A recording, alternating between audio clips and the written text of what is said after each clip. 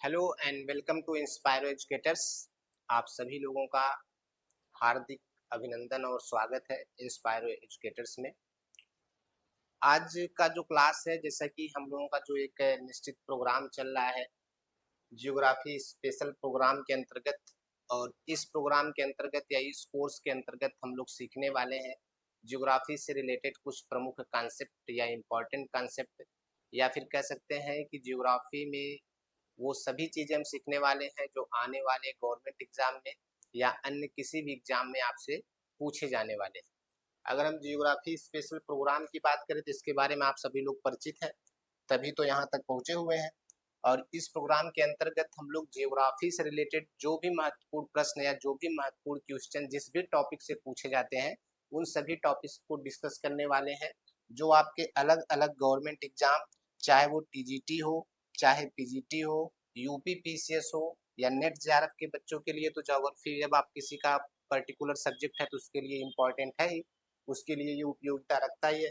उसके साथ साथ अगर आप किसी भी वनडे एग्जाम की तैयारी कर रहे हैं, गवर्नमेंट एग्जाम की तैयारी कर रहे हैं, तो उसमें जीएस के रूप में या जीके के रूप में जो चीजें आपसे ज्योग्राफी से पूछी जाने वाली है, वो सारी चीजों की तैयारी आपका इस प्रोग्राम के अंतर्गत हो जाएगा। और इसी प्रोग्राम के अंतर्गत आज हम लोग शुरू करने वाले हैं वर्ल्ड ज्योग्राफी के सेक्शन को। जैसा कि आप लोगों को पहले से पता है कि इस प्रोग्राम के अंतर्गत हम लोग वर्ल्ड ज्योग्राफी यानी विश्व का भूगोल और उसके साथ साथ जियोग्राफी ऑफ इंडिया यानी भारत का भूगोल से संबंधित सभी महत्वपूर्ण टॉपिक के बारे में चर्चा करने वाले हैं। तो इस सेशन में हम जो लोग मुख्य रूप से बात करेंगे वो हम लोग बात करने वाले हैं वर्ल्ड ज्योग्राफी के सेक्शन के बारे में, या वर्ल्ड ज्योग्राफी के सेक्शन का जो आज का डिस्कशन का टॉपिक होगा या जो आज हम लोग सीखने वाले हैं वो है लैटिट्यूड एंड लॉन्गिट्यूड, अक्षांश एवं देशांतर। देखिए, ज्योग्राफी के किसी भी चैप्टर को पढ़ने से पहले हमको लैटिट्यूड और लॉन्गिट्यूड यानी अक्षांश एवं देशांतर का ज्ञान होना आवश्यक है, क्योंकि बिना अक्षांश और देशांतर के ज्ञान हुए हम मैप रीडिंग नहीं कर पाएंगे या मानचित्र नहीं समझ पाएंगे। और जब आप मानचित्र नहीं समझ पाएंगे तो ज्योग्राफी समझना तो बहुत कठिन काम है। इसलिए मानचित्र के द्वारा ही भूगोल की पढ़ाई सबसे अच्छा तरीका माना जाता है। और उसके लिए हमें सबसे पहले मानचित्र के जो प्रमुख एलिमेंट है, जैसे अक्षांश एवं देशांतर हो गया, स्केल हो गया यानी कि मापक हो गया, इन सब चीजों के बारे में जानकारी होनी चाहिए। उसी के तहत आज हम लोग लैटिट्यूड एंड लॉन्गिट्यूड यानी अक्षांश एवं देशांतर के बारे में पढ़ेंगे। ये आपको आगे ज्योग्राफी में पढ़ने में मदद तो करेगा ही, उसके अलावा जो वनडे एग्जाम्स होते हैं उसमें जीएस के रूप में अक्षांश एवं देशांतर देशांतर से रिलेटेड बहुत सारे फैक्ट आपसे पूछे जाते हैं। तो उन फैक्ट के बारे में भी हम लोग यहाँ पर चर्चा करने करेंगे और इस क्लास के माध्यम से सीखेंगे। ये क्लास आप लोगों को ऑनलाइन मोड में उपलब्ध कराई जा रही है, जिसके लिए आप हमारे ऐप इंस्पायरो एजुकेटर्स पे जाके क्लास को अटेंड कर सकते हैं। उसके अलावा हमारा YouTube channel Tushar Arya zone, वहां से भी आप इस क्लास को पा सकते हैं। और Tushar Arya zone YouTube channel में आपको वर्ल्ड ज्योग्राफी या फिर भारत के भूगोल से संबंधित कुछ महत्वपूर्ण टॉपिक के आपको वीडियो उपलब्ध कराए जाएंगे। तो फिर चैनल को सब्सक्राइब करना न भूलें, न वो कर लीजिए। और उसके बाद फिर हम लोग आगे पढ़ाई चालू करते हैं, ठीक। तो अगर हम अक्षांश और देशांतर की बात करते हैं, लैटिट्यूड और लॉन्गिट्यूड की बात करते हैं, तो सबसे पहला सवाल तो यही आता है कि अक्षांश और देशांतर होता क्या है और इसकी आवश्यकता क्या है, या किस रूप में हम इसका इस्तेमाल करते हैं। तो अगर अक्षांश और देशांतर की हम बात करें, तो जब पृथ्वी की उत्पत्ति हो गई, पृथ्वी में ज्योग्राफी के क्षेत्र में या अन्य सब्जेक्ट के क्षेत्र में अध्ययन का कार्य प्रारंभ हुआ, तो अलग अलग स्थानों को निर्धारित करने के लिए समस्या उत्पन्न हुई या प्रॉब्लम आई। जैसे अगर किसी भी स्थिति का आपको निर्धारण करना है, किसी भी स्थान की स्थिति का निर्धारण करना है कि वो कहाँ पर है, तो उसके लिए आपको जरूरत पड़ती है किसी निश्चित कह सकते हैं कि माध्यम की, या कह सकते हैं किसके परिप्रेक्ष्य में आप स्थिति बता रहे हैं, ये बहुत आवश्यक होता है। अन्यथा आप नहीं बता पाएंगे। जैसे अगर हम आप बोल दे कि वह भारत वहां है, कहाँ है मुझे नहीं पता है, तो भारत पूरे विश्व में या कोई भी स्थान पूरे विश्व में या पूरे ग्लोब पर कहाँ स्थान रखता है, उसकी स्थिति के निर्धारण के लिए हमको अक्षांश एवं देशांतर रेखाओं की जरूरत पड़ती है। तो स्थिति बताने के लिए आपको किसी न किसी कह सकते हैं कि माध्यम या परिपेक्ष की आवश्यकता पड़ती है। जैसे अगर कोई आदमी आपसे पूछ ले कि आपका घर कहाँ है, तो आपका घर कहाँ है ये आप कैसे बताएंगे? आप केवल ये तो कह नहीं सकते कि 8 किलोमीटर है मेरा घर। तो वो आदमी आपसे पूछेगा 8 किलोमीटर कहाँ से है, किधर है? तो अगर आप बताते हैं कि भाई हमारे कॉलेज से हमारा घर 8 किलोमीटर है, तब वो समझ जाएगा अच्छा कॉलेज से दूरी 8 किलोमीटर। अगर आप केवल ये बोलते भैया 50 किलोमीटर है या 8 किलोमीटर है तो कहाँ से? तो किसी न किसी निश्चित परिप्रेक्ष्य है, घर की दूरी बताने के लिए आपको कॉलेज की सहायता लेनी पड़ेगी या किसी न किसी माध्यम की सहायता लेनी पड़ेगी जिसके परिप्रेक्ष्य में आप उसकी दूरी बता पाएँ। उसी तरीके से जब हम ग्लोब की बात करते हैं या पूरी पृथ्वी की बात करते हैं, तो पूरी पृथ्वी पर अक्षांश और देशांतर रेखाओं को प्रदर्शित करने के लिए या पूरी पृथ्वी पर किसी भी स्थान के स्थिति के निर्धारण के लिए हमको अक्षांश एवं देशांतर रेखाओं की जरूरत पड़ती है। तो जब ये समस्या आई स्थिति के निर्धारण के लिए तब अक्षांश एवं देशांतर रेखाओं को खींचा गया। और जनरली आप लोग किताबों में पढ़ते हैं, आपसे बोला जाता है कि ग्लोब पर खींची गई काल्पनिक रेखाएं जो होती हैं वही अक्षांश और देशांतर रेखाएं होती हैं। ग्लोब पर खींची गई वे काल्पनिक रेखाएं जो पूरब से पश्चिम दिशा में खींची गई हैं उसे हम लोग अक्षांश रेखा कहते हैं।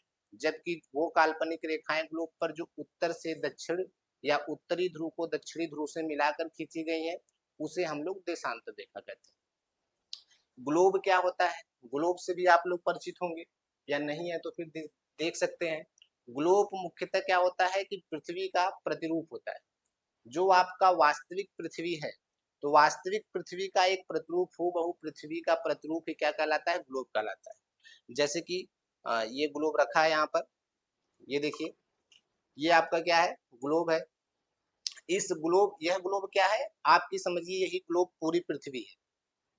जो आपकी पृथ्वी है वो कितने एक्सिस पे झुकी है, वो मतलब एक्चुअल प्रतिरूप आपको पृथ्वी को यह ग्लोब दिखाता है।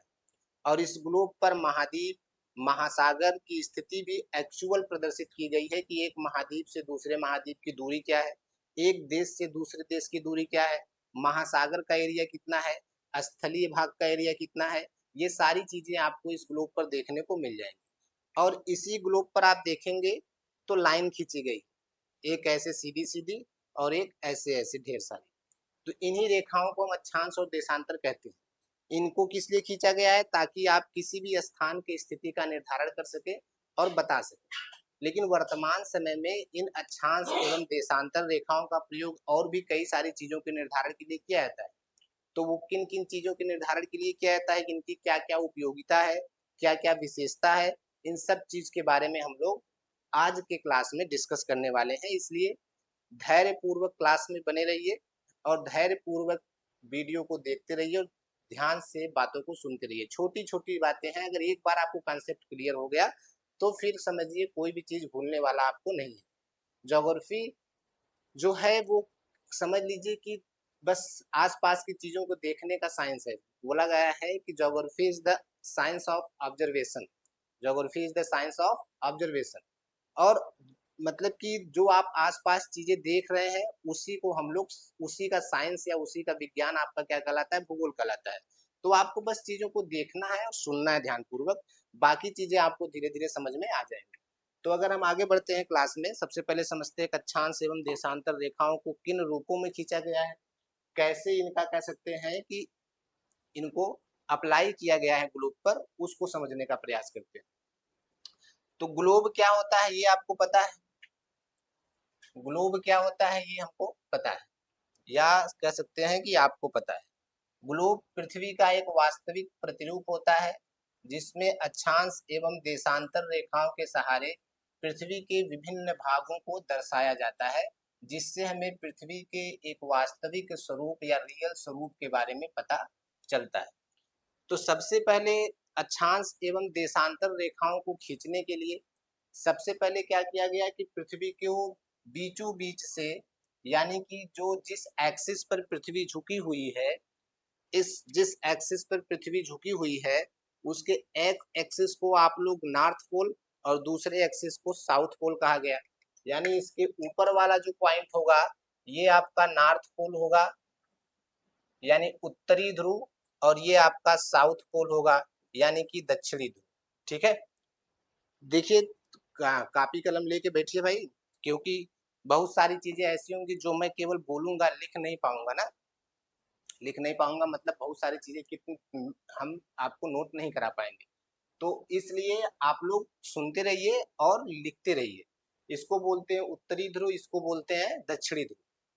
अब इस उत्तरी ध्रुव और दक्षिणी ध्रुव को ही आधार बनाकर पृथ्वी के बीचों बीच से एक लाइन खींची गई, जो पृथ्वी को दो बराबर भागों में बांटता है। पृथ्वी को दो बराबर भागों में बांटता है। और अगर पृथ्वी दो बराबर भागों में डिवाइड हो गई तो इस लाइन को ही कहा गया 0 डिग्री अक्षांश।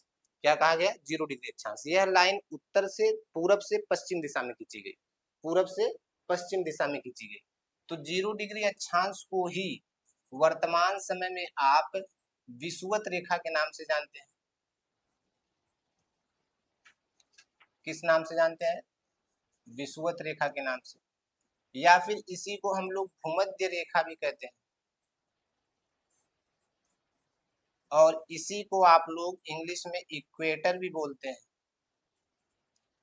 इक्वेटर, भूमध्य रेखा या विषुवत रेखा, एक्चुअल में ये कोई अलग से लाइन नहीं है, यह भी एक अक्षांश रेखा ही है, 0 डिग्री अक्षांश रेखा, आधार रेखा, जिसके सहारे अन्य अक्षांश रेखाएं खींची गई। अब ये रेखाएं कैसे खींचेगा? इस रेखा को हमने खींच दिया और आपसे कह दिया कि भाई यहाँ पर कोई देश है या कोई स्थान है, तो हमने आपसे बोल दिया उत्तरी गोलार्ध में एक देश है। तो उत्तरी गोलार्ध का मतलब अब आप ये समझ जाएंगे कि इस रेखा के उधर ही होगा, इस रेखा के उधर ही होगा, इस रेखा के इधर नहीं होगा।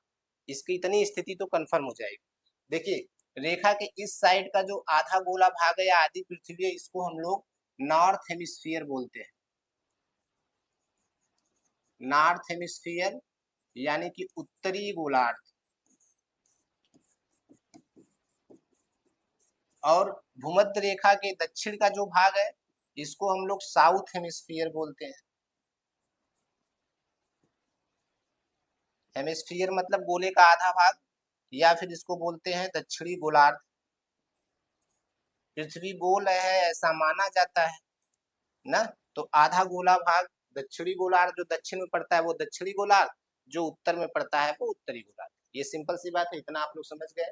ये नॉर्थ हेमिस्फीयर हो गया और ये साउथ हेमिस्फीयर हो गया। उसके बाद फिर नॉर्थ हेमिस्फीयर में या साउथ हेमिस्फीयर में अगर कोई स्थान है तो उसको एग्जैक्ट स्थिति बताने के लिए फिर क्या किया गया कि अन्य अक्षांश रेखाओं को इसके परिप्रेक्ष्य में खींचा गया ना, समझ रहे हैं?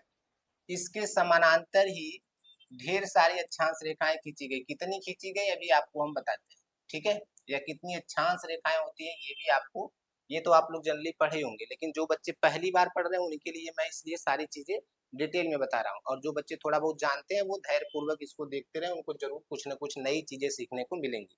यानी अक्षांश और देशांतर से सारी समस्याएं आपकी खत्म हो जाएगी। तो दोनों गोलार्धों में खींची गई। और क्योंकि आप जानते हैं कि अक्षांश और देशांतर रेखाएं आप देखते होंगे कि डिग्री में नापी जाती है। आपसे बोला जाता है 0 डिग्री अक्षांश रेखा, 1 डिग्री अक्षांश रेखा, 2 डिग्री अक्षांश रेखा, 25 डिग्री अक्षांश रेखा या 30 डिग्री अक्षांश रेखा। एक एक डिग्री के अंतराल पर खींची गई अक्षांश रेखाएं ना। तो अगर हम यहाँ से इस केंद्र से इस लाइन के से 1 डिग्री बनाती हुई कोई लाइन खींचते हैं केंद्र से 1 डिग्री का एंगल, तो ये परिधि पर जहां मिलेगी। और ऐसे ही ये क्योंकि पृथ्वी के केंद्र का भाग है, यानी पृथ्वी के बीचों बीच जो इसका सेंटर है अंदर, तो आंतरिक भाग से जब आप इसके सहारे खींचेंगे तो चारों तरफ जब लाइन खींचेंगे तो पृथ्वी पर परिधि के चारों तरफ एक पॉइंट मिलेगा। अगर उस पॉइंट को मिला दें 1 डिग्री वाले को तो ये 1 डिग्री अक्षांश रेखा हो गया।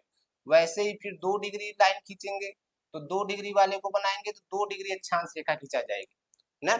ऐसे ही करते करते हम तब तक खींचेंगे जब तक आपका 90 डिग्री नहीं हो जाता। जब 90 डिग्री पे आप पहुंचेंगे तो फिर आपके पास कोई रेखा नहीं बचेगी और 0 से लेके 90 डिग्री तक आप रेखाएं खींच सकते हैं। तो इस आधार पर हम कह सकते हैं कि एक गोलार्ध में इधर 90 अक्षांश रेखाएं खींची जा सकती हैं और फिर यही प्रक्रिया आप नीचे वाले गोलार्ध या साउथ हेमिस्फीयर में भी कर सकते हैं, जिसके आधार पर दक्षिणी गोलार्ध में भी 90 अक्षांश रेखाएं खींची जा सकती है या 90 अक्षांश खींचे जा सकते हैं। 90 अक्षांश खींचे जा सकते हैं ना। तो 90 इधर हो गए, 90 इधर हो गए, 90 अक्षांश नॉर्थ हेमिस्फीयर में, 90 अक्षांश साउथ हेमिस्फीयर में, टोटल कितने हो गए? 180। और जो आपका 0 डिग्री अक्षांश है विषुवत रेखा, ये तो है, यह है जो पृथ्वी को 2 बराबर भागों में बांटता है। तो अगर इसको भी अक्षांश रेखा में ऐड कर लेते हैं तो टोटल जो अक्षांश होंगे 181 होंगे। टोटल अक्षांश कितने होंगे? 181। ठीक है, टोटल अक्षांश की संख्या कितनी है? 181, ये ध्यान रखेंगे। अभी हम थोड़ा सा और विशेष बात इसके बारे में बताएंगे, लेकिन क्योंकि इसको खींचा कैसे गया है इसको और समझने के लिए हम थोड़ा सा और आगे बढ़ते हैं। और आपके पास एक फिगर और आपके पास आपके लिए लगाया गया है, इस फिगर को ध्यान पूर्वक देखिए। सबसे पहले अगर हम अक्षांश रेखा की बात कर रहे हैं, किसकी बात कर रहे हैं? अक्षांश रेखा। तो अगर हम जिसे इसमें देखिए ग्लोब को 2 बराबर भागों में बांटा गया है पृथ्वी के केंद्र को दिखाने के लिए, पृथ्वी के केंद्र को दिखाने के लिए। तो पृथ्वी के केंद्र से चारों तरफ जो ये रेखा मिली है जिसपे 0 डिग्री अक्षांश है, ये तो विषुवत रेखा हो गया, इक्वेटर हो गया। ये क्या हो गया? इक्वेटर हो गया। अब इस इक्वेटर से अगर हम यहाँ पर 15 डिग्री का कोण बनाते हैं तो ये 15 डिग्री अक्षांश हो गया। 30 डिग्री का कोण बनाते हैं तो 30 डिग्री अक्षांश हो गया। 45 हो गया, 60 हो गया, 75 हो गया, 90 हो गया। इससे ज्यादा तो बनेगा नहीं ना। फिर उसी तरीके से आप इधर भी बनाएंगे। ये 0 डिग्री जो अक्षांश इधर भी होगा तो बोले कि इधर चारों तरफ होगा ना, एक तरफ नहीं चारों तरफ होगा। वही 15 डिग्री अक्षांश ये भी होगा जो ये लाइन गई ना। उसके बाद 30 डिग्री अक्षांश जो ये लाइन गई। तो केंद्र से आप कह सकते हैं कि विषुवत रेखा के सापेक्ष में जो एंगल बनता है उस एंगल को मिलाने पर पृथ्वी के सरफेस पर या परिधि पर जो लाइन बनती है वही अक्षांश रेखाएं कहलाती है। और इस आधार पर हम कह सकते हैं कि टोटल 90 अक्षांश रेखाएं हम खींच सकते हैं। और अगर हम देशांतर की बात करते हैं, इसी समय देशांतर की भी बात कर लेते हैं। तो देशांतर की बात करते हैं तो देशांतर रेखाएं किधर से किधर खींची गई हैं? देशांतर रेखाएं दोनों पोल को मिलाकर खींची गई, नॉर्थ और साउथ। यानी इधर से आप इधर मिला देंगे, इधर मिला देंगे, दोनों पोल नॉर्थ पोल और साउथ पोल को मिलाते हुए अगर आप लाइन खींचते हैं तो इसी को हम लोग क्या बोलते हैं? देशांतर रेखा। यानी देशांतर रेखाएं ग्लोब पर खींची गई वे काल्पनिक रेखाएं होती हैं जो नॉर्थ पोल और साउथ पोल को मिलाकर खींची जाती है। तो इस आधार पर अगर हम देखें तो अक्षांश रेखाएं ग्लोब के आप देख सकते हैं कि इस तरीके से चारों तरफ खींची गई है ऐसे ना। जबकि देशांतर रेखाएं इस पोल से ऐसे मिला के यहाँ इस पोल तक, इस पोल से ऐसे मिला के इस पोल तक इस तरीके से खींची गई। तो इससे सबसे पहली विशेषता अक्षांश और देशांतर रेखाओं की क्या पता चलती है कि अक्षांश रेखाएं सबसे पहले एक पूर्ण वृत्त होती है। नोट करते रहिए, अक्षांश रेखाएं क्या है? पूरा गोला है, पूरा पूर्ण वृत्त है क्योंकि चारों तरफ खींची गई, एक सर्कल होता है। जबकि देशांतर रेखाएं इस पोल से इस पोल को मिलाएं तो पूरा अभी इस पार तो आए नहीं। तो देशांतर रेखाएं क्या है? अर्धवृत्त है। क्या है? अर्धवृत्त है, ऐसे खींची गई है चारों तरफ। तो अक्षांश रेखाएं पूर्ण वृत्त होती हैं और देशांतर रेखाएं क्या होती है? अर्धवृत्त होती है। पहली विशेषता अगर हम बात करते हैं अक्षांश एवं देशांतर रेखाओं की, तो अक्षांश रेखा या अक्षांश रेखाएं पूर्ण वृत्त होती है या सर्कल होती है, जबकि देशांतर रेखाएं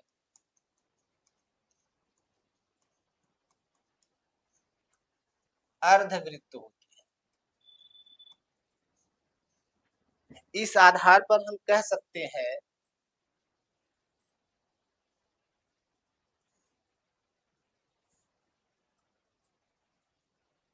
कि अक्षांश रेखाओं की जो संख्या हमने निकाली वो कितनी निकाली? 90 साउथ, 90 अक्षांश रेखा किधर हो जाएंगी?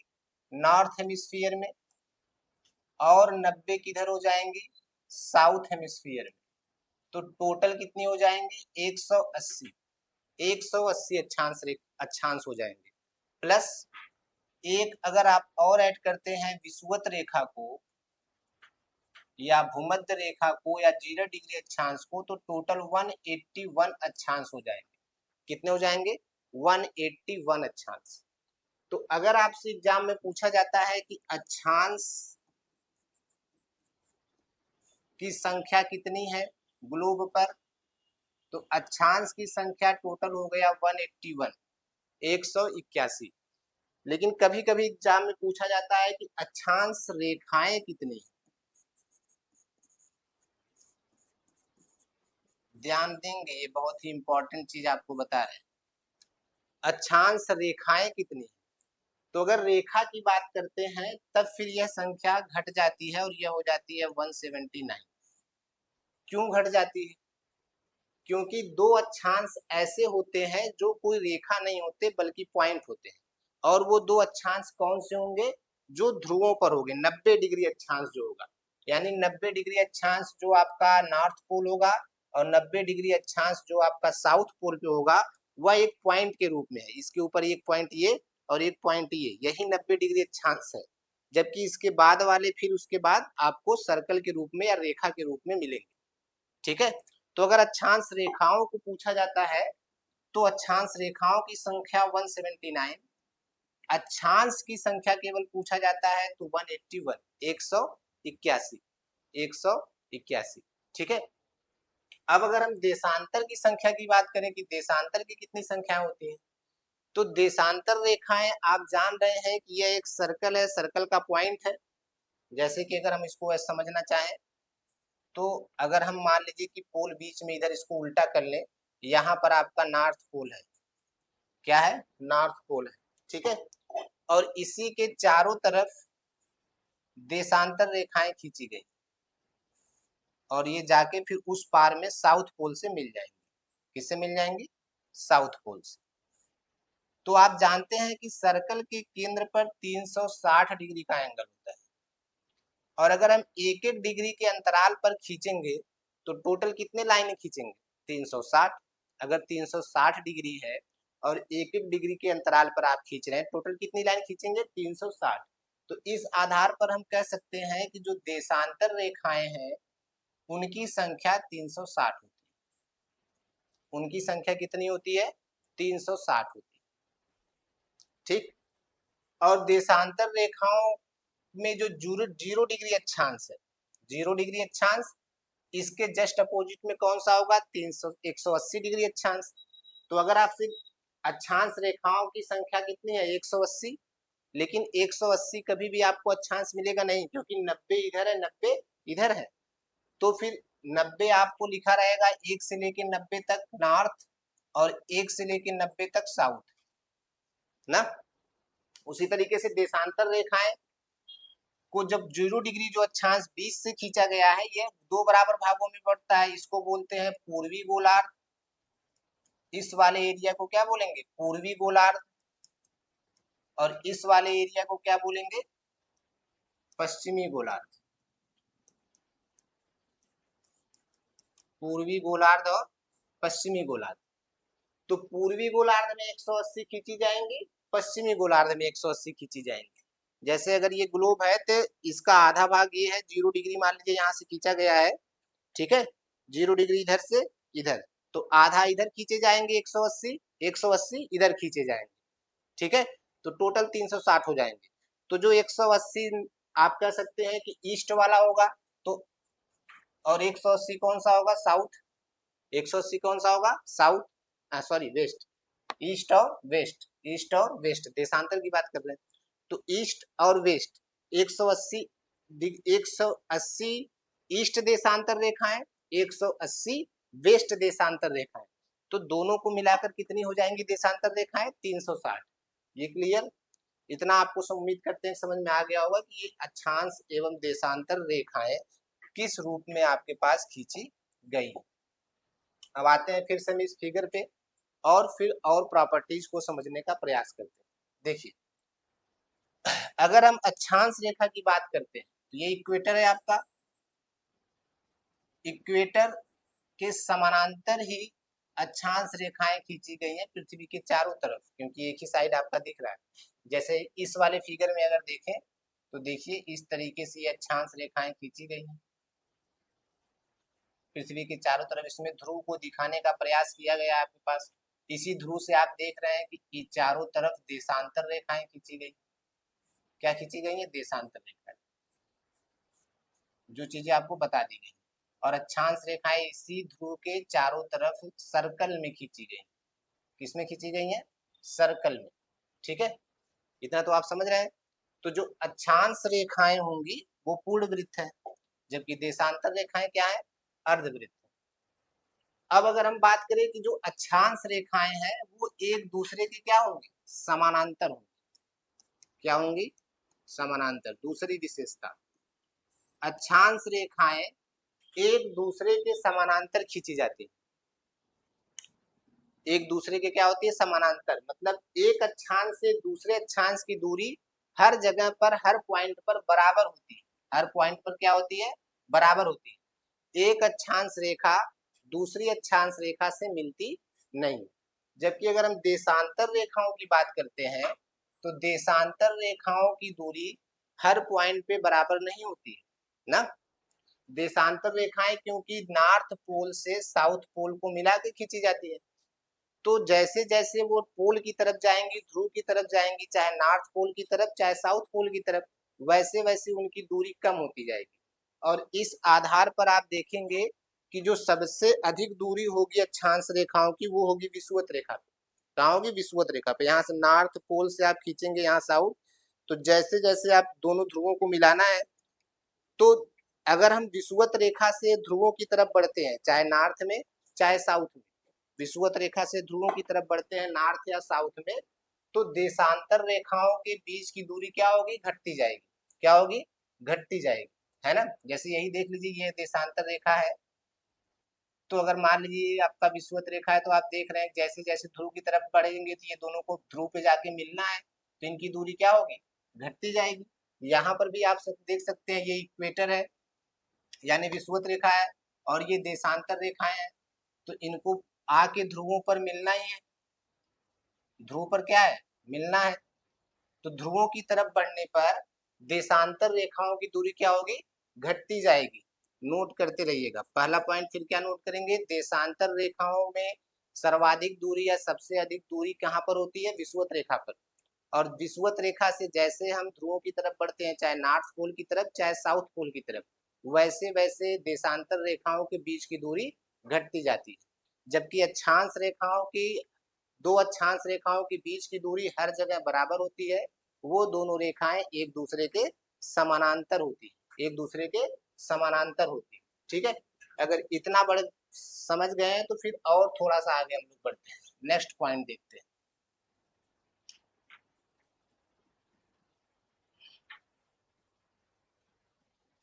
नेक्स्ट अगर देखें और समझे हम कि अक्षांश रेखाएं जो खींची गई है, उन अक्षांश रेखाओं के बीच में जो एक्चुअल डिस्टेंस होता है, एक अक्षांश से दूसरे बीच अक्षांश के बीच का जो एक्चुअल डिस्टेंस होता है वो लगभग 111.13 किलोमीटर के बराबर होता है। यानी अक्षांश रेखाओं के बीच की जो वास्तविक दूरी होती है पृथ्वी पर, वो 111.13 किलोमीटर होता है। जबकि दो देशांतर रेखाओं के बीच की जो दूरी होती है, दो देशांतर रेखाओं की जो बीच की दूरी होती है, ये हर जगह समान होती नहीं है, घटती जाती है। लेकिन विषुवत रेखा पर दो देशांतरों के बीच की दूरी, जो सर्वाधिक दूरी जो होती है वो होती है 111.32 किलोमीटर। 111.32 किलोमीटर। ये भी नोट करने वाली बात है कि विषुवत रेखा पर दो देशांतरों के बीच की दूरी 111.32 किलोमीटर मैक्सिमम दूरी। उसके बाद जैसे जैसे ध्रुवों की तरफ बढ़ेंगे वैसे वैसे ये दूरी कम होती जाएगी। जबकि अक्षांश रेखाओं की, हर प्रत्येक अक्षांश रेखाओं की जो बीच की दूरी होगी वो 111.13 किलोमीटर हर जगह होगी, क्योंकि अक्षांश रेखाएं एक दूसरे के समानांतर होती है या पैरेलल होती है। समानांतर होते हैं या पैरेलल होते हैं। ठीक है, उम्मीद है कि इतनी चीजें आपको समझ में आ गई होंगी। अगर इतनी चीजें आपको समझ में आ गई है तो समझिए कि अक्षांश एवं देशांतर से संबंधित बहुत सारी चीजों को आप लोग समझ चुके हैं। ठीक, अब हम लोग बात करने वाले हैं कि ग्लोब पर कुछ स्पेसिफिक अक्षांश एवं देशांतर रेखाएं, विशेष अक्षांश एवं देशांतर रेखाएं, जिनका इस्तेमाल या जिनका उपयोग अलग अलग चीजों के लिए किया जाता है। तो अगर हम उस स्पेसिफिक अक्षांश एवं देशांतर रेखाओं की बात करें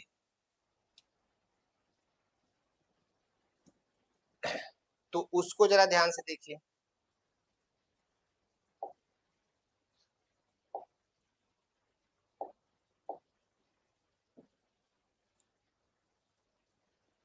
ये आपका मान लीजिए ग्लोब है, ठीक है।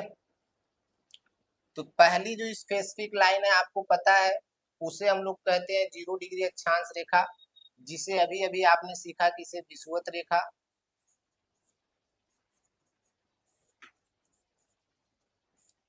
या भूमध्य रेखा के नाम से जानते हैं, इक्वेटर कहते हैं इसे इंग्लिश में, ठीक है। उसके बाद अगर हम दूसरी अक्षांश रेखा की बात करें तो दूसरी जो आपके पास स्पेसिफिक अक्षांश रेखा होती है वो होती है 23.5 डिग्री, 23 सही 1/2 डिग्री नॉर्थ और 23 सही 1/2 डिग्री साउथ। 23 सही 1/2 डिग्री नॉर्थ और 23 सही 1/2 डिग्री साउथ। 23 सही 1/2 डिग्री नॉर्थ वाली जो लाइन होती है इसे हम लोग बोलते हैं कर्क रेखा, और 23 सही 1/2 डिग्री साउथ वाली जो लाइन होती है इसे हम लोग बोलते हैं मकर रेखा। इसकी क्या उपयोगिता है इसे आप लोग आगे आने वाले क्लासेस में पढ़ेंगे, अभी फिलहाल जानते रहिए। उसके बाद अगर हम बात करें तो फिर एक लाइन और स्पेसिफिक लाइन है 66 सही 1/2 डिग्री नॉर्थ और 66 सही 1/2 डिग्री साउथ। 66 सही 1/2 डिग्री नॉर्थ को हम लोग बोलते हैं आर्कटिक वृत्त,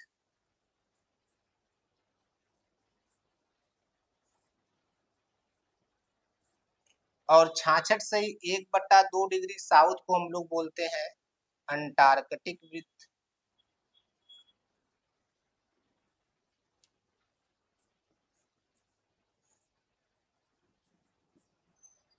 ठीक है। उसके बाद 90 डिग्री जो अक्षांश होता है इसे हम लोग बोलते हैं नॉर्थ पोल, ये पहले भी आप लोगों ने देखा, या उत्तरीय ध्रुव, क्या बोलते हैं, उत्तरी ध्रुव। जबकि साउथ में जो 90 डिग्री होता है, 90 डिग्री साउथ को इसे हम लोग बोलते हैं साउथ पोल या दक्षिणीय ध्रुव।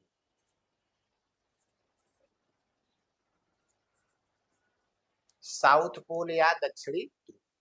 तो ये इतने स्पेसिफिक कह सकते हैं कि अक्षांश एवं देशांतर रेखाएं हैं, अक्षांश एवं देशांतर रेखाएं हैं जो आपके ग्लोब में देखने को मिलती हैं। और इनका जब आप लोग आगे ज्योग्राफी का अध्ययन करेंगे तो इनका बहुत सारा उपयोग है, बहुत सारी विशेषताएं हैं जिनके बारे में हम लोग आने वाले चैप्टर में अलग अलग जगह पर करेंगे। फिलहाल इनके नाम जानते रहिए या अक्षांश और देशांतर रेखाओं से संबंधित। अब अगर हम देशांतर रेखा की बात करें तो क्या कोई स्पेसिफिक देशांतर रेखा भी? जी हाँ। तो जो सबसे पहली स्पेसिफिक देशांतर रेखा है वो है 0 डिग्री देशांतर रेखा। कौन सी? 0 डिग्री देशांतर रेखा। 0 डिग्री देशांतर रेखा को हम लोग प्रधान मध्याह्न रेखा बोलते हैं, प्रधान मध्याह्न रेखा। और एक और है जिसको हम लोग बोलते हैं 180 डिग्री देशांतर रेखा। 180 डिग्री देशांतर रेखा जो है ये हमारी अंतरराष्ट्रीय तिथि रेखा है, अंतरराष्ट्रीय तिथि रेखा। अब आप देख रहे हैं कि अक्षांश एवं देशांतर रेखाओं का उपयोग धीरे धीरे बढ़ रहा है। हालांकि इसको जब बनाया गया, इसके एप्लीकेशन को लाया गया, तब इसका उपयोग था किसी भी स्थान की स्थिति का निर्धारण करने के लिए। उसके बाद कुछ स्पेसिफिक अक्षांश एवं देशांतर रेखाओं को बनाकर इनका उपयोग क्या है आप आगे अब देखेंगे। देशांतर रेखाओं की बात करें तो इनका उपयोग मुख्य रूप से क्या है, तिथि निर्धारण में, यानी समय, तिथि निर्धारण में या समय। कैसे है ये भी हम लोग आगे पढ़ने वाले हैं, ठीक है। भाई पृथ्वी बहुत बड़ी है और पृथ्वी पे अलग अलग समय पर सूर्य देवता अपना दर्शन देते हैं। यानी पूरी पृथ्वी पर एक ही समय में सूर्य देवता अपना दर्शन नहीं देते हैं ना। पृथ्वी, अगर मान लीजिए पृथ्वी सूर्य का चक्कर लगा रही है और सूर्य के जिस पार्ट में पृथ्वी का जो भाग होगा उसी भाग में सूर्य देवता अपना दर्शन देंगे, तो उसी पार्ट पर आप सूर्य इंसोलेशन भी प्राप्त होगा या आप लाइट भी प्राप्त होगा, उसी प्रांत में दिन होगा। और ये दिन रात कैसे होता है, जब आप पृथ्वी की गतियों को पढ़ेंगे तो आपको आगे वाले चैप्टर में समझ में आएगा, फिलहाल उसके बारे में बात करने वाले हैं। लेकिन यहाँ पर अगर हम बात करें तो फिर जब अलग अलग समय में अलग अलग दिन रात होता है तो पूरे ग्लोब पर अलग अलग समय में अलग अलग टाइम होता हो, तो समय के निर्धारण के लिए पूरे ग्लोब पर अंतरराष्ट्रीय तिथि रेखा और प्रधान मध्याह्न रेखा का प्रयोग किया जाता है। प्रधान मध्याह्न रेखा का प्रयोग किया जाता है। इसके बारे में हम लोग अंतरराष्ट्रीय तिथि रेखा से संबंधित या फिर इन अक्षांश वृत्तों से संबंधित इनकी क्या विशेषताएं, इसके लिए हम लोग नेक्स्ट वीडियो में पढ़ेंगे या नेक्स्ट क्लास में सीखेंगे कि कैसे इनका इस्तेमाल अंतरराष्ट्रीय तिथि रेखा के रूप में समय निर्धारण में किया जाता है और उनकी क्या विशेषताएं हैं। तो आज के क्लास के माध्यम से अक्षांश एवं देशांतर रेखाओं की जो जनरल इंफॉर्मेशन होता है वो देने का प्रयास किया गया। अभी अक्षांश एवं देशांतर रेखाओं की और भी कई सारी विशेषताएं हैं जो हम लोग नेक्स्ट क्लास में चर्चा करेंगे। तो आज के क्लास में इतना ही, नेक्स्ट क्लास में फिर से बने रहिएगा और उसके बारे में हम लोग कुछ और चीजें अक्षांश एवं देशांतर रेखाओं के बारे में सीखेंगे। ठीक है, तो आज के लिए इतना ही, फिर हम लोग मिलेंगे जल्द ही नेक्स्ट क्लास में। तब तक के लिए अपना ख्याल रखिए, हंसते खेलते रुकिए। गर्मी बहुत है तो गर्मी से बचे रहिए, धूप में मत निकलिए, धूप में निकलने से हीट स्ट्रोक से कई लोगों की जानें भी जा रही हैं, तो जान बचाए रहिए, जान है तो जहान है ना। तो धूप में कहीं भी निकलने से थोड़ा परहेज करिए, जब तक अति आवश्यक काम न हो तब तक धूप में मत निकलिए। ठीक है, घर बैठ के आराम से पढ़िए। ठीक है, अपना ख्याल रखिएगा, जल्दी मिलेंगे नेक्स्ट वीडियो में। थैंक यू, धन्यवाद।